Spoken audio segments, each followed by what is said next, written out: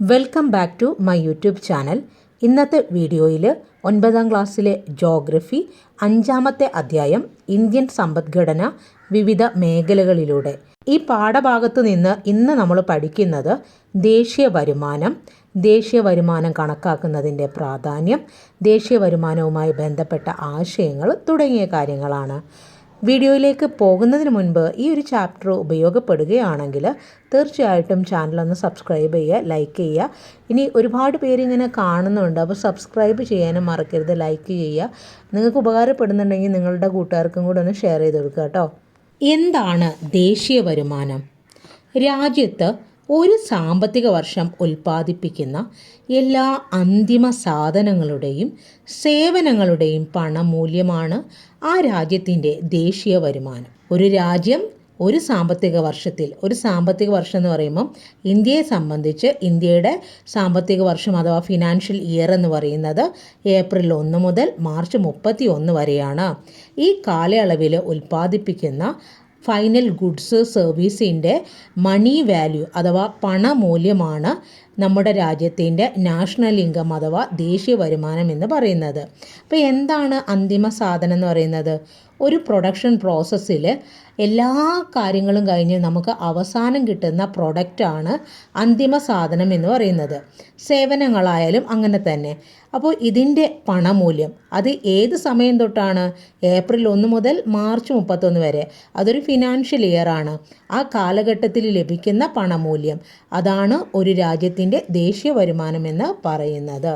ഇന്ത്യയിൽ സാമ്പത്തിക വർഷമായി കണക്കാക്കുന്നത് എപ്പോഴാണ്?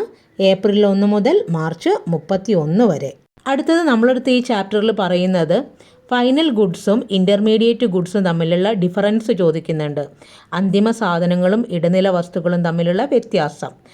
അപ്പോൾ നോക്കിയേ, അന്തിമ സാധനം എന്ന് പറഞ്ഞാൽ രാജ്യത്ത് ഉൽപ്പാദിപ്പിക്കുന്ന ഉൽപ്പന്നങ്ങളിൽ നേരിട്ട് ഉപഭോഗ വസ്തുവായിട്ട് ഉപയോഗിക്കുന്ന സാധനങ്ങളെയാണ് അന്തിമ സാധനം എന്ന് പറയുന്നത്.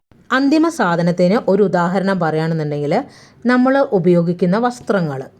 എന്നാൽ അസംസ്കൃത വസ്തുക്കൾ അല്ലെങ്കിൽ ഇൻ്റർമീഡിയറ്റ് ഗുഡ്സിന് ഉദാഹരണം നമുക്ക് പറയാം. എന്താണ്? ഈ ഡ്രസ്സ് തയ്ക്കാൻ നമ്മൾ എടുക്കുന്ന കോട്ടന് ഒരു റോ മെറ്റീരിയലാണ്. അത് ഇൻ്റർമീഡിയറ്റ് ഗുഡ്സിന് ഉദാഹരണമാണ്. അപ്പം ഡ്രസ്സ് നമ്മുടെ കയ്യിൽ കിട്ടിയാൽ അത് നമ്മൾ ഉപയോഗിച്ചാൽ പിന്നെ അതങ്ങ് കളയുക, അല്ലാതെ അത് വേറൊരു പ്രോസസ്സും ചെയ്യുന്നില്ല അല്ലേ. പക്ഷേ അസംസ്കൃത വസ്തുക്കൾ അങ്ങനെയല്ല. അതിൻ്റെ ത്രെഡ് എടുക്കുന്നു, അതായത് കോട്ടൺ തന്നെ ത്രെഡ് എടുക്കുന്നു, പിന്നെ വസ്ത്രം നെയ്യുന്നു, ആ ഒരു വലിയ പ്രോസസ്സ് അവിടെ നടക്കുന്നുണ്ട്. അപ്പോൾ ഇതാണ് അതിൻ്റെ ഒരു വ്യത്യാസം എന്ന് പറയുന്നത്. ഓർമ്മിച്ചു വെക്കുക, രാജ്യത്ത് ഉൽപ്പാദിപ്പിക്കുന്ന ഉൽപ്പന്നങ്ങളിൽ നേരിട്ട് ഉപഭോഗ വസ്തുവായിട്ട് ഉപയോഗിക്കുന്ന സാധനങ്ങളെയാണ് അന്തിമ സാധനം എന്ന് പറയുന്നത്. എന്നാൽ അസംസ്കൃത വസ്തുവായി ഉപയോഗിക്കുന്ന ഉൽപ്പന്നങ്ങൾ അതിനെയാണ് നമ്മൾ എന്തെന്ന് പറയുന്നത്? ഇൻ്റർമീഡിയറ്റ് അഥവാ ഇടനില വസ്തുക്കൾ എന്ന് പറയുന്നത്. അടുത്തത് ഈ ഭാഗത്ത് നമുക്ക് പഠിക്കാനുള്ളത് ദേശീയ വരുമാനം കണക്കാക്കുന്നതിൻ്റെ പ്രാധാന്യത്തെക്കുറിച്ചാണ്. എന്തിനാണ് നമ്മൾ ദേശീയ വരുമാനം അല്ലെങ്കിൽ നാഷണൽ ഇൻകം കണക്കാക്കുന്നത്? രാജ്യത്തിൻ്റെ സാമ്പത്തിക വളർച്ച മനസ്സിലാക്കാൻ വേണ്ടിയിട്ട് വിവിധ മേഖലകളുടെ സംഭാവന, അതായത് പ്രാഥമിക മേഖല, ദ്വിതീയ മേഖല, തൃതീയ മേഖല, ഇതിൻ്റെയൊക്കെ സംഭാവനകൾ വിലയിരുത്താൻ, പിന്നെ പദ്ധതികൾ ആസൂത്രണം ചെയ്യുന്നതിനും നടപ്പിലാക്കുന്നതിനും സർക്കാരിനെ സഹായിക്കുന്നതിന്, രാജ്യങ്ങളുടെ സാമ്പത്തിക സ്ഥിതി താരതമ്യം ചെയ്യുന്നതിന്, രാജ്യത്തെ ജനങ്ങളുടെ വിവിധ തരത്തിലുള്ള നിക്ഷേപങ്ങളും ചെലവുകളും മനസ്സിലാക്കുന്നതിന്, സമ്പദ് വ്യവസ്ഥ നേരിടുന്ന പ്രശ്നങ്ങൾ തിരിച്ചറിയുന്നതിന്, വിവിധ മേഖലകളിലെ സാമ്പത്തിക പ്രവർത്തനങ്ങളുടെ മേന്മകളും പരിമിതികളും കണ്ടെത്തുന്നതിന് തുടങ്ങിയ കാര്യങ്ങളെല്ലാം നമുക്ക് ദേശീയ വരുമാനം കണക്കാക്കുന്നതിലൂടെ മനസ്സിലാക്കാനായിട്ട് സാധിക്കും. ദേശീയ വരുമാനം കണക്കാക്കാൻ ഒരുപാട് രീതികളുണ്ട്. അപ്പോൾ അതും കൂടെ നമുക്ക് ഈ കൂട്ടത്തിൽ പഠിക്കാം. അതിൽ 1 പ്രോഡക്റ്റ് മെത്തേഡ് അഥവാ ഉൽപ്പന്ന രീതി, 2 വരുമാന രീതി അഥവാ ഇൻകം മെത്തേഡ്, 3 ചെലവ് രീതി അഥവാ എക്സ്പെൻഡിച്ചർ മെത്തേഡ്. എന്താണ് ഉൽപ്പന്ന രീതി എന്ന് പറയുന്നത്?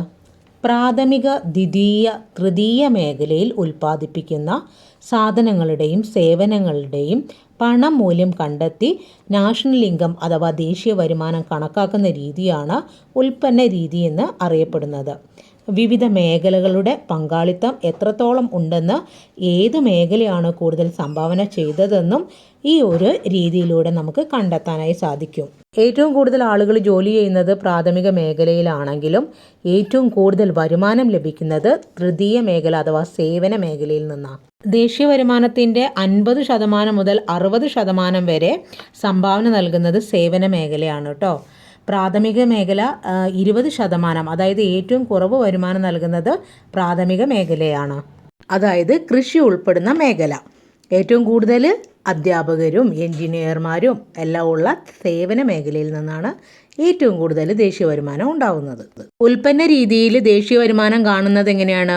National income equal to X1 + X2 + X3 + X4. അതായത് രാജ്യത്തെ പ്രാഥമിക, ദ്വിതീയ, തൃതീയ മേഖലയിലായിട്ട് ഉൽപ്പാദിപ്പിക്കപ്പെടുന്ന വിവിധ സാധനങ്ങളുടെയും സേവനങ്ങളുടെയും ആകെ പണമൂല്യമാണ് ഏത് ഉൽപ്പന്ന രീതിയിലൂടെ നമ്മൾ കാണുന്ന ദേശീയ വരുമാനം.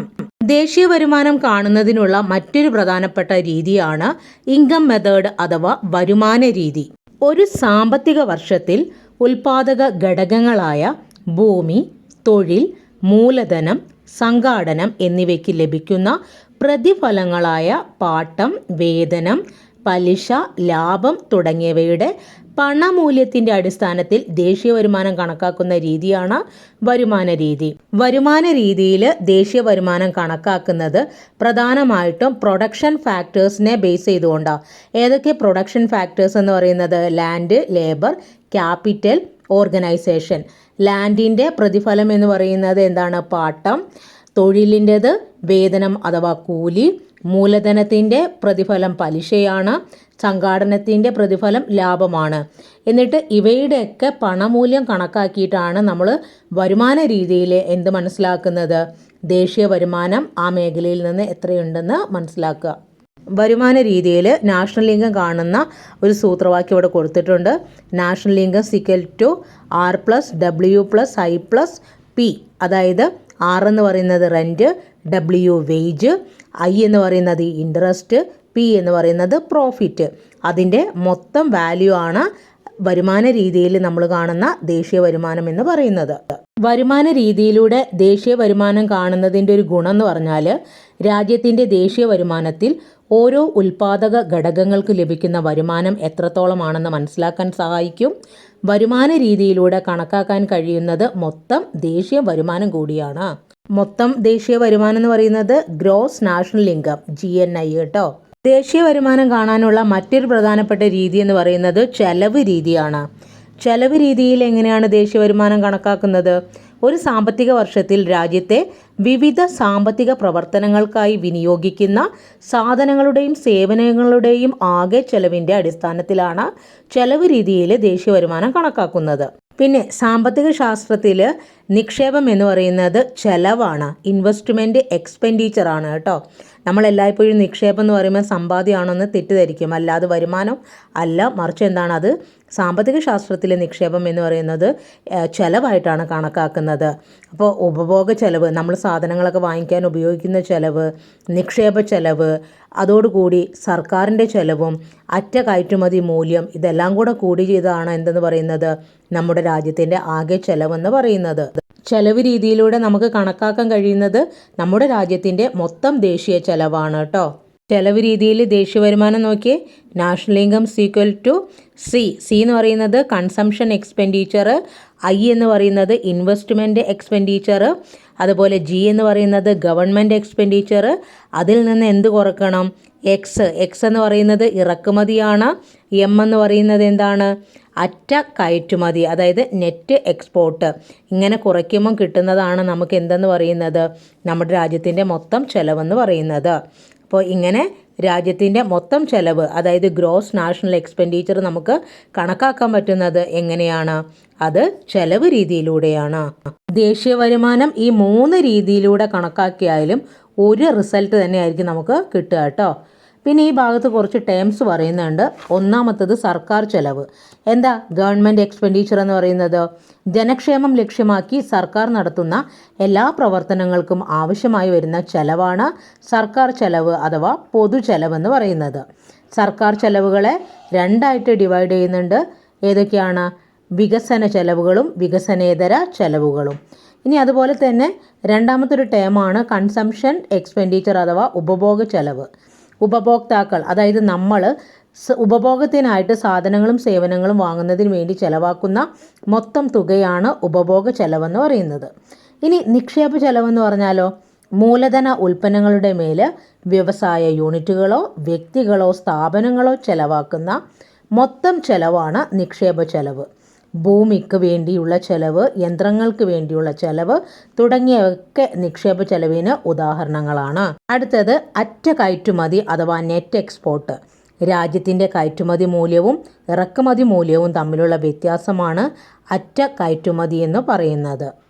ഇനി ഈ പാഠഭാഗത്ത് ദേശീയ വരുമാനവുമായിട്ട് ബന്ധപ്പെട്ട് മൊത്ത ആഭ്യന്തര ഉൽപ്പാദനം, മൊത്ത ദേശീയ ഉൽപ്പാദനം, അതായത് gross domestic product, gross national product, അങ്ങനെ കുറച്ച് ആശയങ്ങളാണ് പഠിക്കാനുള്ളത്.